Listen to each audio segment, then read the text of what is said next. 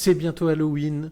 On vous a préparé une liste de films à regarder lors de cette soirée et également plusieurs séries si vous décidez de varier les plaisirs. Salut Greg. Salut. Alors, tout d'abord, on va commencer par vous afficher la liste des films dont on ne va pas parler. Pourquoi on n'en parle pas? Parce qu'en fait, on a commencé à faire une liste de films. Il y a des films, on avait une liste qui était beaucoup trop grosse. Donc on a décidé de retirer d'office tous les films qu'on considère comme classiques ou cultes, déjà connus du grand public, et qui sont des quadrilogies, des trilogies, voilà. Donc la liste, vous allez vous la retrouver sur le côté. Et en fait, ce qu'on vous conseille, Emile, c'est si vous n'avez pas vu ces films-là, regardez au moins le premier. En général, le premier est bon. Après, la suite, c'est pas toujours très bon, mais le premier est bon.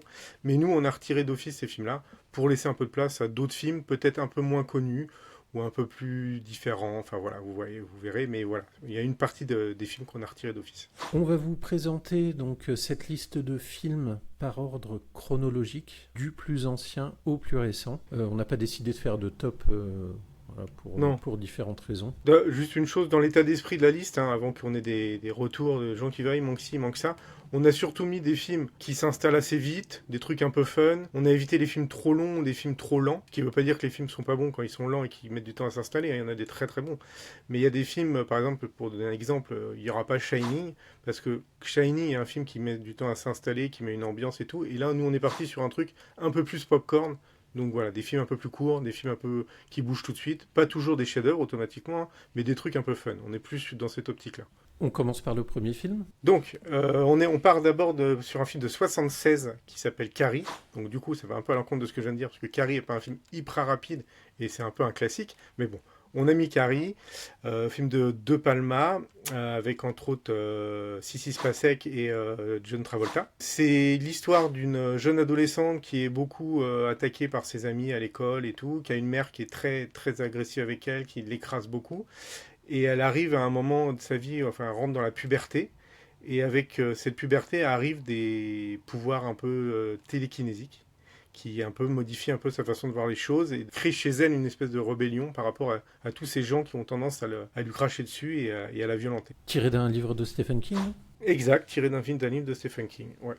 Et il y a eu plusieurs remakes et je vous déconseille les remakes de ce film-là. Regardez le Carrie de Palma, celui de 76, il est très bien. Comme 90% du temps. Ouais, alors du coup, pour le coup, on a des remakes dans la liste, mais ce sera des exceptions parce qu'en général, on n'aime pas les remakes, mais là, il y aura quelques remakes. C'est pour ça que j'ai dit 90% du temps. C'est ça. Pour nous donner une bonne excuse. C'est ça. Le film suivant. Le film suivant, c'est Suspiria. Donc, c'est un film de Dario Argento de 77 que moi j'ai vu il y a longtemps. Alors, personnellement, moi je suis pas un grand fan de Dario Argento, mais je sais qu'il est considéré comme un grand réalisateur de films d'horreur. C'est surtout Vianney qui voulait le mettre dans la liste. Je sais pas si tu as un mot à dire dessus. Oui, en fait, je sais pas si tu as parlé de l'histoire, mais ça se passe au sein d'une école de danse en Allemagne où une jeune danseuse américaine arrive et elle se rend compte qu'il y a des choses étranges qui s'y déroulent. Donc c'est un film où il se passe des choses, mais l'ambiance et la musique, je trouve que c'est vraiment propice à une soirée d'Halloween. J'en dis pas trop pour celles et ceux qui voudraient regarder ça lors de cette soirée. Et sachant qu'il y a un remake que je n'ai pas encore vu, mais que je souhaite regarder, parce que vu que la musique a de l'importance dans ce film, c'est le chanteur de Radiohead qui a réalisé la musique pour le remake. Donc par curiosité, je vais regarder. Une dernière info, c'est le premier film d'une trilogie qui s'appellera la trilogie des Trois Mers, où en fait le deuxième s'appellera Inferno et le troisième c'est la troisième mer, je crois. Voilà, c'est le premier d'une trilogie. Voilà pour Suspiria. Merci pour cette précision, Greg, que je ne savais pas. Le film suivant. Alors, ce sera Cannibal Holocaust. Un film très sympa à regarder pendant que vous dînez. Non, c'est un film... c'est un des films, je pense, les plus crades de la liste. Film de 1980, film italien. Alors, il faut le savoir, c'est pour ça qu'on précise, il est assez hard, assez gore, même pour l'époque. Pour vous dire, pour la petite histoire, quand le film est sorti, parce que le film est fait, l'histoire du film, en fait, c'est, on retrouve des vidéos d'un groupe de documentaristes, je crois, ou de scientifiques, qui vont découvrir une tribu cannibale. Et en fait, quand le film est sorti, le réalisateur a été attaqué en justice pour meurtre, et en fait, a dû prouver que chaque acteur qui mourait dans le film n'était pas vraiment mort. Donc c'est pour vous, voilà, pour vous dire à quel point le film peut paraître un peu glauque et assez réaliste. Et autre information, il faut savoir que, c'est l'époque qui vaut ça aussi, dans le film, il y a des animaux qui meurent, qui sont tués. Et c'est des vraies scènes d'animaux qui sont tués. Donc pour ceux qui sont un peu sensibles là-dessus, à éviter peut-être. Oui, le réalisateur, pour se justifier au niveau du meurtre des animaux, a indiqué que, il avait passé sa vie dans une ferme, donc lui, ça le choquait pas du tout, ce qui peut être compréhensible. Et de deux, que les animaux qui avaient été tués, alors il y en a eu plusieurs, hein, des serpents, je crois Tortue, je crois, non? Il n'y a pas une une tortue? tortue, un sanglier, enfin l'équivalent d'un sanglier de là-bas, que l'équipe du tournage les avait mangés. Voilà, donc il y a un côté un peu. C'est des chasseurs. Ils ont chassé. C'est Ils ont justifié, ça. chassé, exactement. Ok. Film suivant. Film suivant, c'est Hurlement, un film de 1980, un film de loup-garou. C'est un film de Joe Dante. Joe Dante qui a fait des films un peu plus légers, mais qui sont connus. Il a fait, par exemple, il a fait Gremlins, il a fait L'Aventure intérieure. En film d'horreur, il avait fait Piranha aussi. L'histoire, c'est une journaliste qui enquête sur des meurtres très violents. Et en fait, elle a la possibilité de rencontrer ce qui, à première vue, est l'assassin dans un cinéma type sex shop.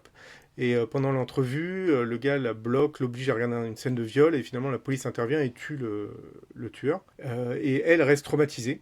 Et donc en fait son psy lui propose d'intégrer une maison de repos qui se trouve à la campagne. Et il se trouve qu'il se passe des choses assez étranges dans la maison où elle est. La journaliste, pour information, est jouée par Dee Wallace. Dee Wallace, c'est une actrice qui était très connue, en tout cas qu'on revoyait très souvent dans les films d'horreur des années 80. Et qu'on voyait aussi dans des films plus classiques, un peu plus enfants. Si je dis pas de bêtises, je crois que elle est dans La colline à des yeux, vous la trouvez dans Critters, et vous devez la voir aussi dans Cujo, voilà, entre autres. Mais c'est un visage qu'on voyait beaucoup dans les films d'horreur des années 80. À noter que il y avait ce film dans notre liste était en concurrence avec un autre film de loup-garou. C'était en concurrence, entre guillemets, avec Le Loup-garou de Londres. Le loup-garou donc est excellent, mais on a retiré, en fait, on a fait un choix, et comme le loup-garou de Londres met plus de temps à s'installer, on a préféré prendre Hurlement, qui est un peu plus popcorn, un peu plus simple, mais un peu plus popcorn, un peu plus facile à aborder que le loup-garou de Londres, qui met un peu de temps, en effet. Alors que le loup-garou de Londres a certainement la meilleure transformation de loup-garou, d'ailleurs, de l'histoire des films de loup-garou. Le film suivant. Le film suivant, c'est The Thing, de John Carpenter, avec Kurt Russell. C'est l'histoire de scientifiques qui sont dans l'Antarctique et qui découvrent un corps qui est sous la glace depuis certainement des millénaires. Et ils emmènent le corps pour analyser, essayer de comprendre ce qui s'est passé. Et voilà. Et en fait, il se passe après des choses que vous verrez. Faut savoir que c'est une adaptation d'un roman qui avait déjà été adapté dans les années 50 par... le film, ça s'appelait La chose d'un autre monde. Et voilà. Et sinon, il y a aussi à noter que la musique est faite par Ennio Morricone. Et il y a eu un remake par la suite qui est pas bon. Ok, comme souvent. Et ouais, ce film est incroyable. Je veux dire, d'un Ouais. moment, enfin du début à la fin du film, il y a de la tension et les effets spéciaux. Voilà, il n'y a aucun effet spécial numérique dans le film et les Et effets spéciaux sont incroyables. les effets spéciaux sont dingues. Pour moi, ils ont vraiment très peu vieilli et c'est nettement mieux qu'un vieux film avec des effets spéciaux numériques, en effet. Le film suivant, Greg. Le suivant, c'est From Beyond, un film de 1986 de Stuart Gordon. C'est l'histoire de deux scientifiques, enfin un scientifique et son apprenti qui font des expériences sur la glande pinéale, merci, pour que l'esprit puisse s'ouvrir à d'autres mondes parallèles. Et en fait, pendant leur expérience, le scientifique meurt, il ne reste plus que son apprenti, qui est poussé par sa psy à continuer l'expérience pour comprendre ce qui s'est passé. Là, on est sur un film qui est plus grand guignol, un peu. Stuart Gordon, alors déjà le scénario est de Brian Yuzna, et Brian Yuzna, souvent dans ses films, aime bien mêler un peu horreur, sexe. Voilà, c'est un mélange un peu avec du grand guignol, comme Stuart Gordon qui aime bien. Donc voilà, on est sur un truc assez fun, un peu trash, un peu glauque, mais quand même reste fun. L'acteur principal, c'est Jeffrey Combs, qu'on voit aussi dans Reanimator, et qu'on voit dans Fantôme contre Fantôme de Peter Jackson, entre autres. Et c'est tiré d'une histoire de Lovecraft. Mm. Voilà. Donc, Oui, Jeffrey Combs qui est un peu le Bruce Campbell de Stuart Gordon, quoi. c'est ça. Est-ce que Bruce Campbell est à Sam Raimi? C'est ça. Ok, ce sera pas le seul film de Stuart Gordon, je crois qu'on... Non, il y en a un autre normalement qui suit. Et qui suit? Non, C'est pas ça? tout de suite. Ah non, Bientôt. pas tout de suite. Bientôt. Il y en a un entre les deux. Ok, allons-y alors. Donc après, il y a La Mouche, 1986, David Cronenberg, avec Jenna Davis et Jeff Goldblum. Jeff Goldblum que vous avez vu entre autres dans Jurassic Park. C'est l'histoire d'un scientifique qui fait des recherches sur la téléportation. Pour téléporter, il espère pouvoir faire téléporter les gens d'une machine à une autre. Et en fait, il teste à un moment sur lui-même directement la chose, mais au moment où il rentre dans la capsule pour être téléporté, il y a une mouche qui rentre avec lui dans la capsule. Et donc par la suite, il va avoir des problèmes par rapport à ça. Et l'histoire se base aussi sur l'histoire d'amour qu'il a avec Jenna Davis, puisqu'elle reste avec lui pendant... C'est surtout basé sur eux deux, en fait. On est beaucoup autour d'eux deux et de leur histoire, et de l'évolution, le problème qui évolue chez Jeff Goldblum. Donc c'est un film qui est aussi l'adaptation d'un roman qui avait déjà été adapté dans un film qui s'appelait La Mouche Noire, avec Vincent Price. Vincent Price, pour ceux qui ne connaissent pas trop, c'est entre autres le scientifique dans Édouard Main d'Argent qui crée Édouard Main d'Argent. Voilà, et qui a fait de nombreux films d'horreur. Ce film, étonnamment, ou sauf erreur de ma part, n'a pas eu de remake à ce jour. Non, il n'a pas eu de remake. Il a une suite, mais il n'a pas eu de remake. Et franchement, il se suffit vraiment à lui-même, parce que les maquillages, encore une fois, sont incroyables, quoi. Ouais. Et la patte de David Cronenberg aussi joue. Et le casting, parce qu'on va pas se mentir, mais le duo fonctionne super bien. Il n'avait pas pris n'importe qui. Et ouais. Et en effet, les effets spéciaux sont toujours cool. De toute façon, moi déjà, je pense que t'es pareil. Je préfère des effets spéciaux un peu moyens, mais à base de maquillage, tout ça, que des effets spéciaux moyens qui sont faits par ordinateur, quoi. Donc, il y a toujours des choses à redire automatiquement, mais ça reste quand même beaucoup mieux. Voilà. Et les effets spéciaux, moi, je les trouve toujours très bien, et ils ont toujours leur charme. Ok, donc le film suivant. Donc on revient sur Stuart Gordon. Ce sera Dolls, les poupées. C'est une famille qui est dans la campagne, qui roule dans la campagne, et qui sont surpris par un orage où ils ont une panne de voiture. Et donc c'est un mari, sa femme et une petite fille. Et ils vont s'abriter dans une maison qui est vraiment isolée et qui est habitée par deux personnes âgées qui collectionnent des poupées. Et ils sont rejoints par deux jeunes filles, on va dire, et du coup ils vont dormir, ils vont passer la nuit dans cette maison-là. Et cette maison, et toutes les pièces sont remplies de poupées. Alors les vieilles poupées avec le visage en porcelaine. Celles qui font flipper tout le monde. Et qui font flipper. Et ce film-là, je l'ai vu, je sais pas, j'ai peut-être dû le voir, je sais pas, 50 fois, quoi. 50 fois. Et je pense que c'est encore un des meilleurs films de poupées à ce jour, avec Chucky, qui est dans le même esprit. Mais je trouve toujours bien, il n'a pas vieilli, avec des effets spéciaux qui sont encore flippants. Ouais, et à la différence de Chucky est parti pas mal sur l'humour. Dolls reste un peu plus sérieux et un peu plus horrifique, quoi. Ouais, sous la notion aussi de conte... un peu de conte enfantin. Oui. La fin du film a une morale, un peu comme les contes. Et franchement, c'est un film super sympa à regarder. Je pense qu'il se prête bien à Halloween. Ouais. Film suivant. Film suivant, ce sera Le Prince des Ténèbres, 1987, film de John Carpenter, qu'on a déjà cité pour The Thing. C'est un film avec Donald Pleasence, qu'on retrouve dans Halloween, aussi de John Carpenter. Halloween, film qu'on a mis de côté pour cette liste, et bien sûr que je vous conseille de voir.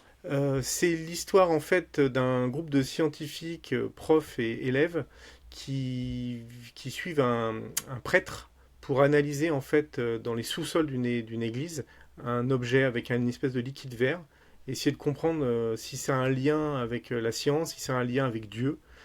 Et en fait, il se passe des choses autour de cette église pendant que eux essaient de comprendre ce qu'est cet objet qui est là apparemment depuis très longtemps.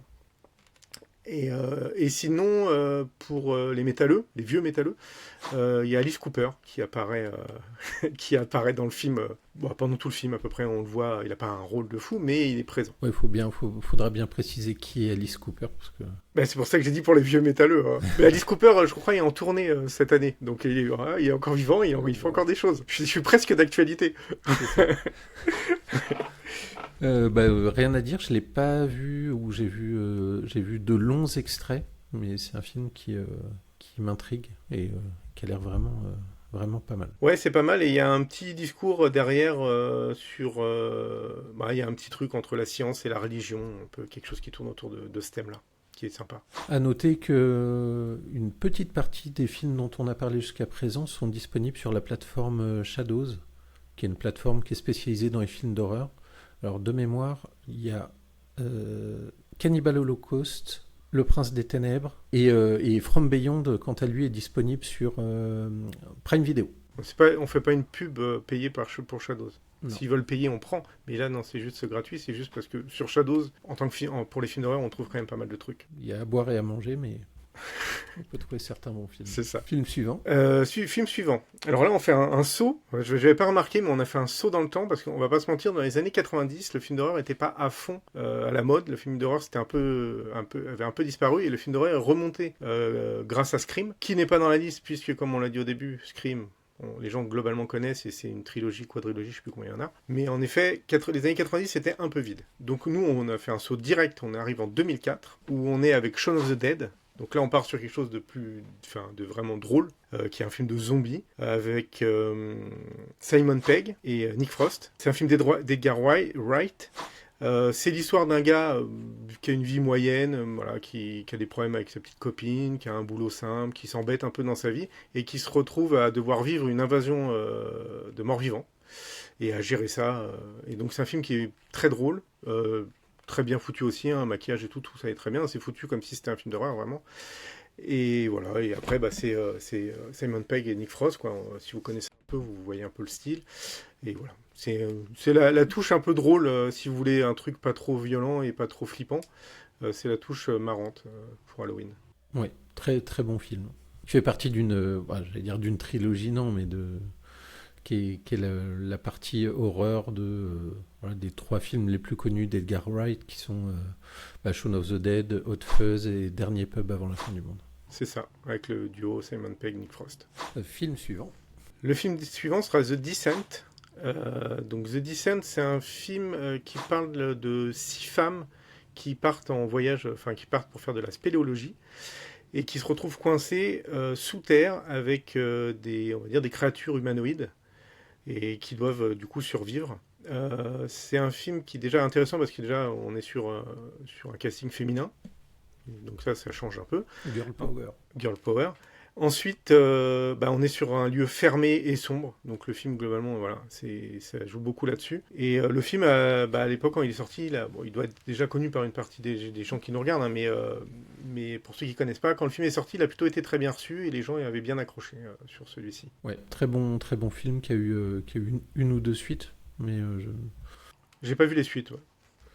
Et qui sont probablement moins bien et le film se suffit à lui-même et on pourrait noter que peut-être une analogie, une métaphore entre les femmes, les monstres dans la grotte peuvent s'apparenter au patriarcat. C'est possible. Même si dans mes souvenirs, parce que j'ai vu longtemps, je crois que dans les monstres, il y a aussi des femmes. Ah merde. Et des enfants, je crois.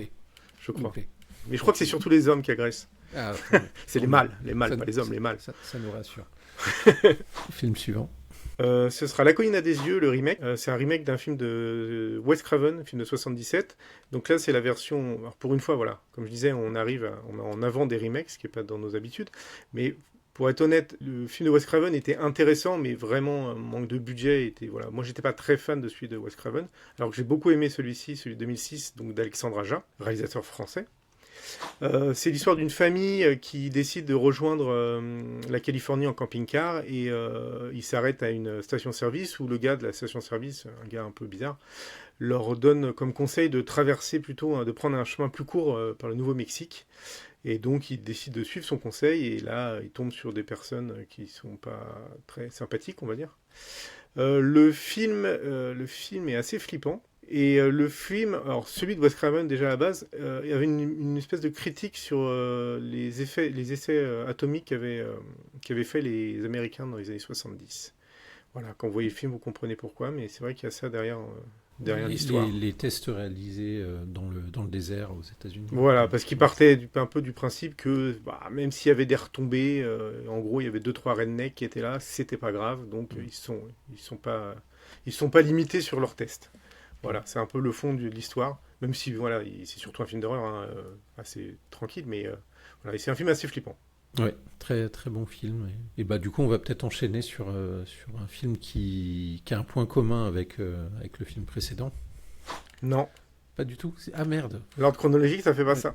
Mais j'ai pas d'avis. Bah oui, je sais. Donc tu peux dire le film suivant. Le film suivant, s'il te plaît, Greg. Alors, le film suivant, c'est un petit film qui est même pas sorti en salle, mais qui est totalement dans l'optique d'Halloween. Ça s'appelle Trick and Treat, qui est la phrase que les Américains disent quand ils viennent taper aux portes, qui en français, ça doit dire un gage ou je sais plus quoi, la mort ou un gage. Non, c'est des bonbons ou un gage. En France, on dit des bonbons ou un gage. Ouais.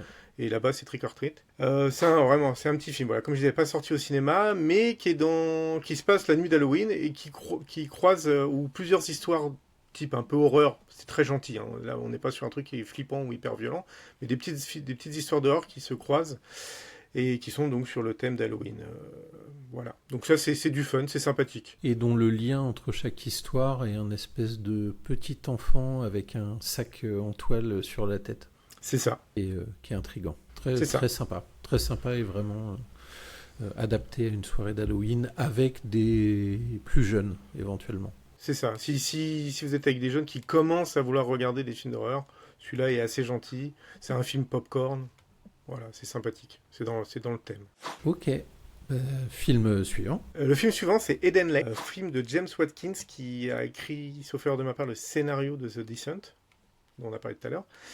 C'est un film que j'aime beaucoup, moi, qui n'est pas souvent mis en avant dans les listes de films d'horreur.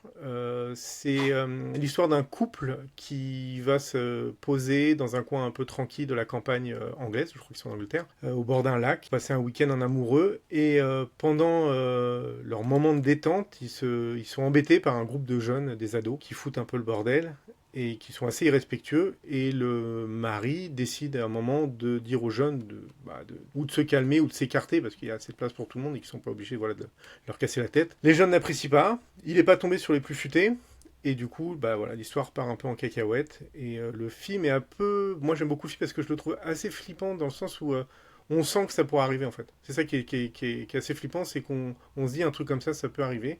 Le film est assez violent en plus. Voilà, c'est un film que je conseille, que j'aime beaucoup, Eden Lake, j'aime beaucoup. Ok. Donc là, on est dans rien de surnaturel. On est sur de la violence, sur de la tension. On est plus près, on est entre du thriller et du film d'horreur. Mm. On est plus près d'un slasher, on va dire, que voilà, il n'y a pas de surnaturel, pas tout ça. On a juste une bande de jeunes violents et très bêtes et qui sont Qui s'attaque à un couple. C'est ça. Ok.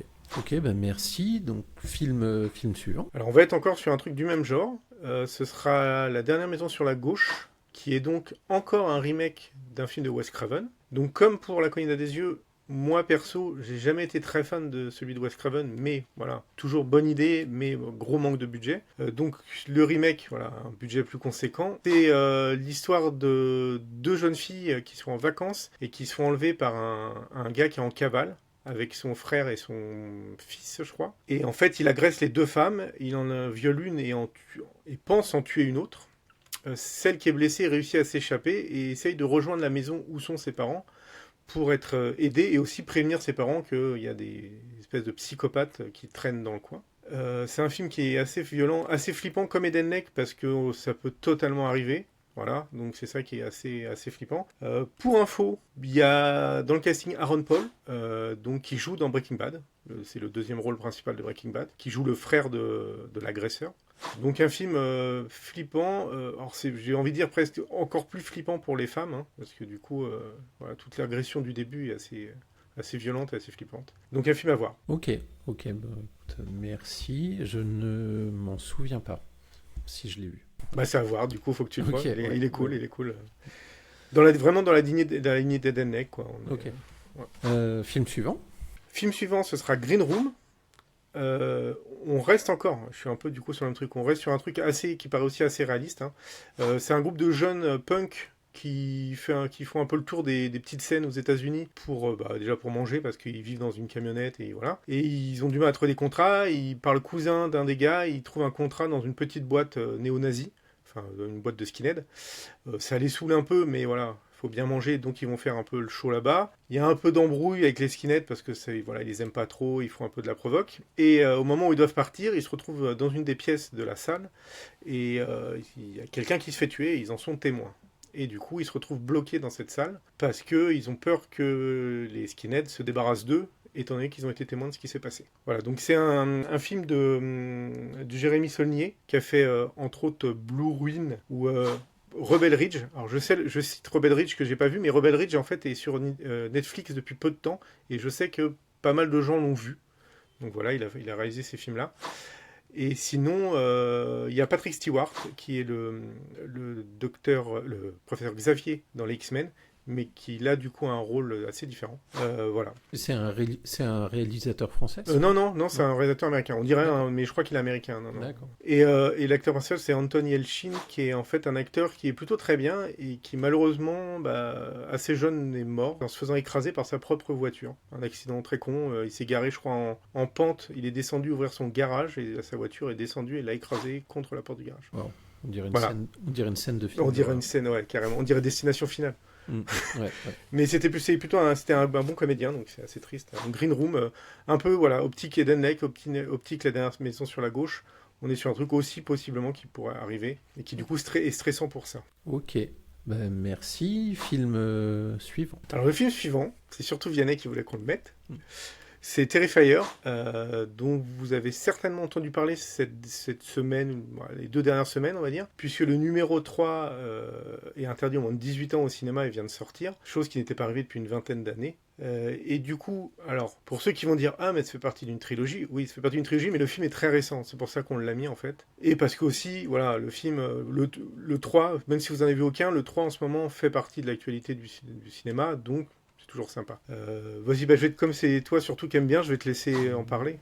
C'est mon chouchou, et j'apprécie parce que ce qu'on retrouve dans ce film-là, c'est l'esprit des années 80 avec un méchant surnaturel ou pas. Emblématique et là Art the Clown c'est vraiment le méchant, le monstre, on sait pas quoi par excellence. Et le film, même s'il n'est pas exempt de défauts, notamment au niveau du jeu d'acteur, du scénario, rien que pour le personnage d'Art le Clown, ça mérite vraiment d'être vu. Et au niveau des scènes de meurtre, parce que là, pour le coup, on est dans de la violence, on est dans du gore, on est dans du sang, il faut regarder. Et sachant que si vous pouvez vous enchaîner le 1 avec le 2 dans la soirée, je sais que Greg, ça va te faire crier, parce que le 2 est un peu plus long, ça peut faire une bonne soirée d'Halloween, d'autant plus que les films se déroulent pendant Halloween. Pour aller dans le sens de Vianney, même si je suis un peu moins fan, en effet, le personnage, par contre, est vraiment excellent. Et par contre, ce que j'aime bien, moi, c'est que moi personnellement, dans les films d'horreur, j'aime beaucoup ceux des années 80, parce qu'ils ont ce côté fun, où ils se prennent pas trop au sérieux et tout ça, qu'on retrouve vraiment dans Terrifier, et qui est assumé. On sent qu'il il aime le cinéma des années 80, enfin les films d'horreur des années 80, la musique années 80, surtout dans le 2, on le sent vraiment dans le 2, je trouve. Et du coup, c'est beaucoup de fun. Après, en effet, il y a plein de petits défauts que j'aime moins, mais voilà, le personnage est top. L'originalité du tueur de Art le Clown, on en parlait avec Vianney, c'est déjà que c'est pas un personnage qui se cache, qu'on voit que dans l'ombre, il y a des scènes, il croise les gens dans un magasin et tout, mais il est quand même flippant. Parce que déjà, c'est un personnage muet, et l'air de rien, une personne qui vous fixe, qui vous sourit et qui ne parle pas, c'est flippant, déjà. Donc voilà, donc tout ce qui est autour du personnage est top. Et du coup, les films sont plutôt fun et très, très trash. C'est certainement pour ça, d'ailleurs, que le 3e est interdit au moins de 18 ans. Oui.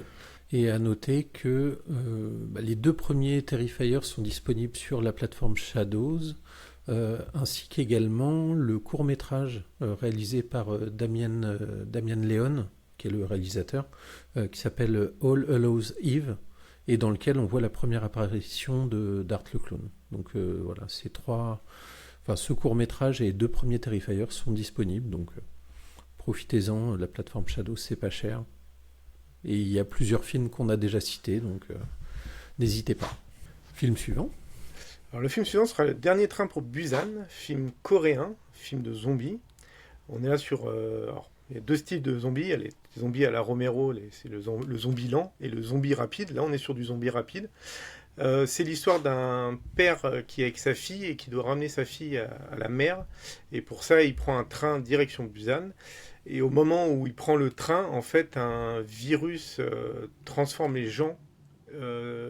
Lui ne s'en rend pas compte, mais une femme qui a été touchée par ce virus rentre dans le même train que lui.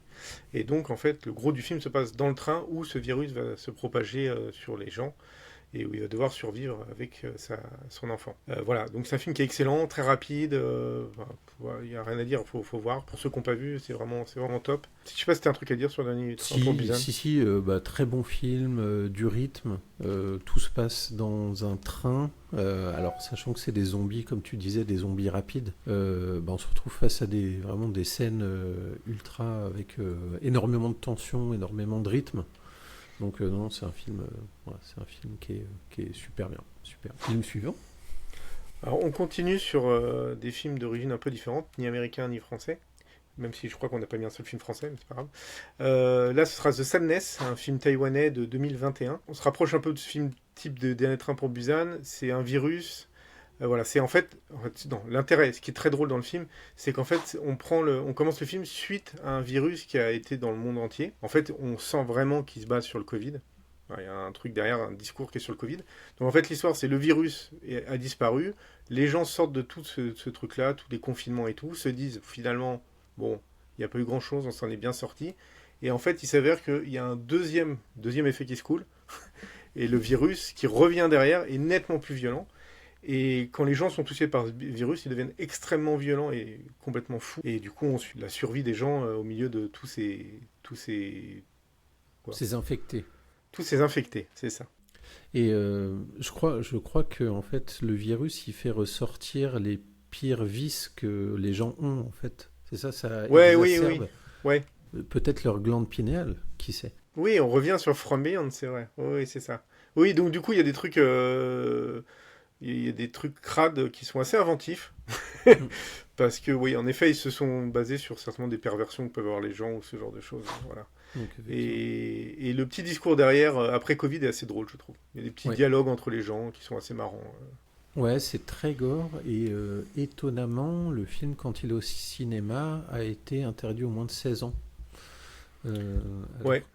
Alors que Terrifier 3, qui est quand même moins ou qui est plus dans le fun, côté film années 80, quant à lui, est passé direct moins de 18 ans. C'est vrai que Terrifier, c'est très grand guignolesque, alors que The Sadness, non, est plutôt assez sérieux dans sa forme, en fait. Mais je sais pas pourquoi. Et il y a des scènes mémorables dans The Sadness, notamment celle du train, qui est aussi grand guignolesque, mais qui est...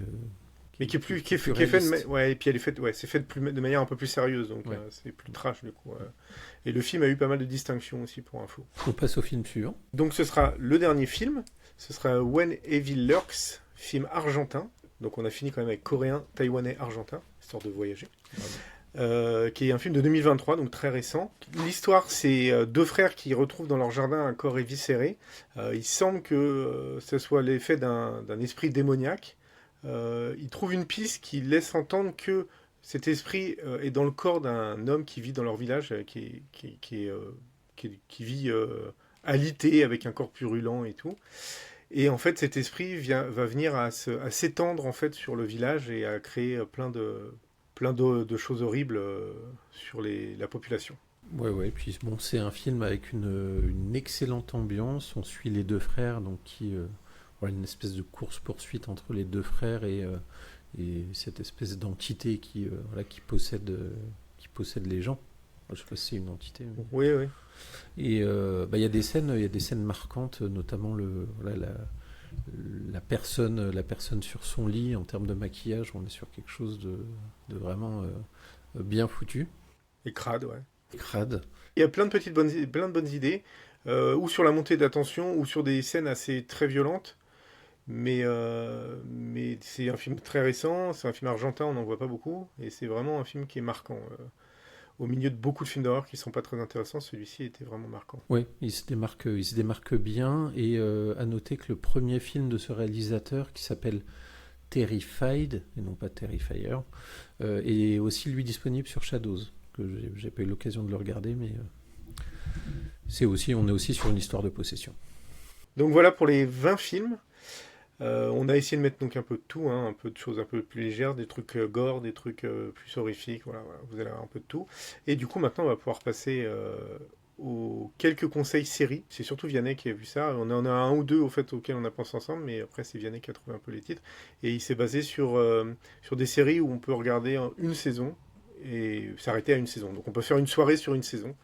Voilà, donc vous pouvez vous lancer dessus. Donc, ou des séries dans lesquelles on peut piocher un épisode par-ci par-là. Oui, bien sûr. Donc pareil dans l'ordre chronologique, le premier, on a eu l'occasion d'en parler déjà dans notre épisode sur le top des années 90, me semble-t-il. C'est Les Contes de la Crypte. Donc voilà, une série culte, une série avec pas mal de réalisateurs qui ont participé, beaucoup de guests. Après, il faut aller piocher, je pense, les bons épisodes. Déjà, il faut l'avoir sous la main. Ensuite, il faut aller piocher les bons épisodes. Mais ça peut être une bonne soirée d'Halloween, voilà, si on trouve les bons épisodes. C'est des épisodes courts en plus. Donc, si vous avez la flemme de partir sur un film complet, vous regardez un épisode. Si vous accrochez, vous pouvez regarder un autre épisode. Voilà. Donc là, on est fin des années. Donc Les Contes de la Crypte, c'est fin des années 80, début des années 90. Et on fait un bond dans le temps avec Masters of Horror, qui est dans le même principe que Les Contes de la Crypte, beaucoup plus récent. Et on est sur des durées d'épisodes un peu plus longues. Je pense qu'on doit être sur 50 minutes, entre 50 minutes et 1 heure. Et pour le coup, il y a eu des grands réalisateurs qui ont été invités pour réaliser des épisodes. Donc je pense notamment à John Carpenter, Stuart Gordon, Joe Dante, et un peu moins connu, mais qui a fait des films dont on aurait peut-être pu parler, Takashi Miike. Oui. Il y a à manger à boire aussi chez Takashi Miike. Mais quand c'est bon, c'est très bon. Il est très, qui a fait notamment dans les films bons et connus, il y a Audition. Qui est un très bon film. Mais bon, Master of Horror, voilà. Si j'avais un ou deux épisodes à vous conseiller, de la première saison notamment, ce serait l'épisode réalisé par John Carpenter, qui s'appelle La fin absolue du monde, qui est très très bien.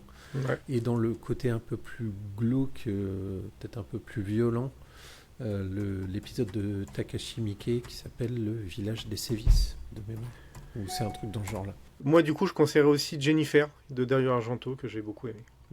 Par rapport à John Carpenter, l'épisode de John Carpenter, il y a une tête connue qui est Norman Reedus, qu'on a vu en tant que Daryl dans The Walking Dead. Ouais. Juste un truc par rapport au Conte de la Crypte, parce qu'on comparait la comparaison. Je pense qu'on peut dire que le Conte de la Crypte est un petit peu plus dans le fun, et Master of Horror est un peu plus sérieux dans le style. Voilà. C'est vrai.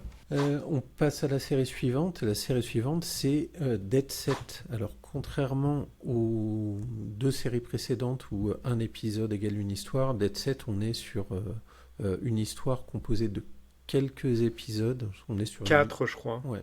3 ou 4 épisodes. Donc là, on est dans une histoire de zombies. Et l'originalité, c'est que les protagonistes font une émission de télé-réalité et donc sont enfermés dans le principe du loft, sont enfermés et isolés du monde dans un studio alors que l'attaque zombie se produit. Donc voilà, le studio est entouré en fait, il y a une apocalypse zombie qui se passe à l'extérieur et les protagonistes sont en tant que candidats de télé-réalité à l'intérieur. C'est vraiment une excellente série britannique. Oui. Et alors je sais pas, elle va peut-être pas être super simple à trouver, mais après voilà, ceux qui ont des bons trucs vont trouver. Et oui, l'originalité vraiment de la télé-réalité est là parce qu'à la base, des gens isolés qui sortent ou, voilà, et qui découvrent un monde apocalyptique. On en a déjà vu, mais là, le fait que ce soit des personnages de télé-réalité, c'est assez sympa. Parce que ça critique aussi un peu la télé-réalité. Hein, Oui. donc, voilà, Oui, c'est on pas est dans non la plus le hasard. caricature, on est dans la Voilà. caricature des Voilà. candidats, quoi. Donc vous imaginez deux, trois guignols de télé-réalité qui se retrouvent avec des zombies autour. Déjà, c'est assez sympa. Série suivante, American Horror Story. Donc, alors c'est une série dans laquelle il y a à boire et à manger. Mais si je pouvais vous conseiller une saison, je vais vous en conseiller trois saisons, parce que ce serait la première. Ouais, c'est celle que j'ai préférée. Ouais. Celle que tu as préférée. La première qui se trouve, qui est vraiment dans le principe d'une maison, la saison s'appelle Murder House. La deuxième saison qui se passe dans un asile. Et la quatrième saison qui s'appelle, je crois, Freak Show. Et qui fait référence à Freaks, Elephant Man, aussi on retrouve un peu de Carnival dedans, la série Carnival. Donc voilà, si vous n'avez pas vu la série encore et que vous ne savez pas par quelle saison commencer, commencez juste par la première, la saison 2 ou la saison 4 et vous aurez de la qualité. Ou sinon, si par exemple le truc de la maison ne vous intéresse pas, comme c'est des saisons souvent thématiques, si vous avez un style de film d'horreur que vous aimez bien, vous vous renseignez sur les saisons. Et si vous aimez bien les trucs dans les hôpitaux psy et tout, vous allez aller sur la deuxième saison. Si vous aimez plus un autre style, vous allez sur une autre saison. Voilà. Mais comme les saisons abordent des thèmes différents de films d'horreur, vous pouvez vous caler là-dessus. Tout à fait. Après, en termes de qualité, ce sera la surprise. Ouais, là, c'est pas toujours ça, mais bon. La dernière série, puis je mettrai une petite série bonus à la fin, parce que je suis taquin. La dernière série, c'est The Haunting of Hill House, qui est là, pour le coup, qui est disponible sur Netflix, qui est sortie en 2018, donc c'est la plus récente, une des plus récentes. Et on est vraiment sur la série d'horreur de la maison hantée, et c'est une très très bonne série avec une très bonne ambiance, très bons acteurs. Donc voilà, ça disons que c'est une valeur sûre si vous voulez passer une bonne soirée. Et Mike Flanagan aussi, que je trouve plutôt doué, mais qui a fait des choses qui sont plus ou moins inégales. Il y a également une autre série qui s'appelle Les Sermons de minuit, sur Netflix toujours, et qui est également très bonne, mais qui pour le coup est un peu plus lente. Donc voilà, vous avez le choix. Est-ce que toi, t'as pas vu, Greg ? Non, j'ai pas vu. Du coup, j'écoute. J'écoute attentivement. D'accord. Non, j'ai pas vu encore. J'avais mis de côté, j'ai pas vu. Et enfin, le petit bonus, c'est une série dont j'ai déjà parlé plusieurs fois et je l'aime vraiment beaucoup. C'est la série From avec Harold Perrineau, donc qu'on a retrouvé dans Lost et notamment dans Oz, dans laquelle en fait une famille qui prend un raccourci et qui arrive dans un petit village, et en repartant de ce village, ils se rendent compte qu'ils font de boucle et qu'ils reviennent toujours dans ce village. Et la nuit, des événements et des créatures apparaissent, ce qui pousse l'ensemble des gens qui sont dans ce village et qui sont bloqués également à se barricader, en fait, dans les maisons. Donc, si vous voulez passer une bonne soirée d'Halloween, regardez les 3 premiers épisodes. Je vous garantis que vous avez passé un bon moment. La série est disponible sur Paramount+, donc disponible via Prime Video. J'arrive à la fin de ma petite liste de séries, sachant que effectivement à Halloween, je pense que le plus approprié, c'est de regarder des films. Et je pense que c'est plus court, disons. Après, si vraiment vous partez pour toute la nuit, vous pouvez lancer une série, on sait jamais. Après, si vous voulez faire un petit truc rapide, les films, c'est plus facile. Est-ce que tu as quelque chose à ajouter, Greg ? Non, je sais très bien qu'il y a plein de choses qu'on n'a pas mis et des gens vont pas être contents. Peut-être parce qu'on a oublié, peut-être parce qu'on n'aime pas. Mais voilà, et puis comme je disais, on n'a pas mis automatiquement que des chefs-d'œuvre. Hein. On part pas sur les meilleurs films d'horreur, on part sur des films d'horreur sympas à regarder à Halloween. Mettez en commentaire les films que vous auriez souhaité voir dans la liste, à condition effectivement, comme le disait Greg, qu'il y ait une notion de fun, qu'il n'y ait pas un rythme trop long et que ce soit pas un classique ou un film qui a bénéficié de suite comme les films qu'on a affichés en début de la vidéo. Voilà, c'est pour ça qu'au départ je parlais de Shining. Si vous nous mettez, vous avez oublié de Shining. On n'a pas oublié de Shining. C'est juste que Shining, faut du temps. Si vous me dites, vous n'avez pas mis Midsommar, j'adore Midsommar, mais Midsommar, ça met du temps à s'installer, et donc c'est pas l'optique de notre liste. L'optique de notre liste, c'est d'être plus dans le fun et dans le truc rapide. Ok, bah n'hésitez pas à nous mettre en commentaire vos films, vos séries qui pourraient être adaptés à la liste qu'on vous a présentée. Et sinon, abonnez-vous, mettez un pouce à la vidéo. Vous pouvez partager la vidéo également à vos amis ou à vos ennemis, peu importe, on s'en fout. Et on vous souhaite un excellent Halloween et surtout, vous ne faites pas tuer par un tueur en série, un monstre ou un zombie. Et si ça arrive, filmez, ça peut toujours être sympa. Filmez, puis vous le mettez sur les réseaux sociaux. Tout le monde n'y croira pas. Voilà. À bientôt. À bientôt. Abonne-toi à la chaîne pour ne pas manquer les prochaines vidéos.